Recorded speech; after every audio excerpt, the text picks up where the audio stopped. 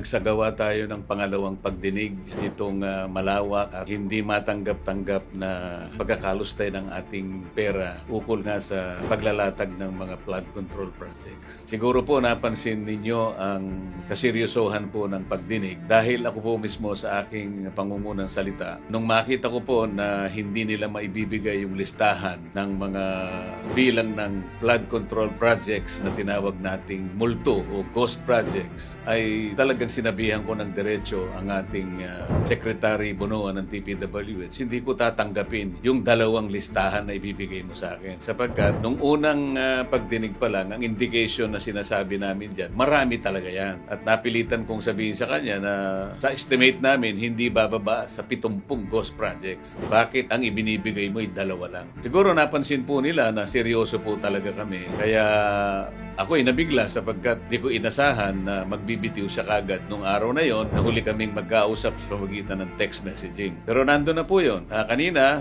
na lumitaw po na sineryoso din namin sapagkat alam namin yung 15 contractors na yon ay maaring natatakot na magturo ng iba pang mga sangkot dito sa maanumalyang pagkakalatag ng flood control project. Pero binigyan natin sila ng alternative. Pinayuhan nga namin na i-consider nila yung magbayad na lang sila ng danyo sa gobyerno at ituro nila kung sino yung mas may pagkukulang dito sa mga bahagi ito. Kanina po sinabi namin, kinasangkapan na namin yung AMLAC, titingnan po kayo ngayon at sa pag-umpisa ng aming pagdinig, sila rin ay nakahanda na rin magsagawa ng sarili nilang pag-iimbestiga, maaring ma-freeze ang assets ninyo. Nakiusap din kami sa immigration na magpalabas sila ng lookout order, baka sakaling ang iba po sa kanila o sa inyo ay nagtatangka na umalis ng bansa. At yung pick-up, sinabi namin, yung chance na ma-revoke ang mga lisensya ninyo, nandyan din. Of course, ang DPWH at saka yung Civil Service Commission, kapwa sila mayroong karapatang magpataw ng preventive suspension sa kanilang mga airing officials at mga empleyado. So, siguro po napansin niyo na seryoso po kami talaga na matuntun natin kung sino talaga ang may kasalanan. Yan po naman talaga ang tinatahak na direksyon ng ating pagdinig. Yan lamang po kayo at magantay-antay po ng konti kasi mabigat po talaga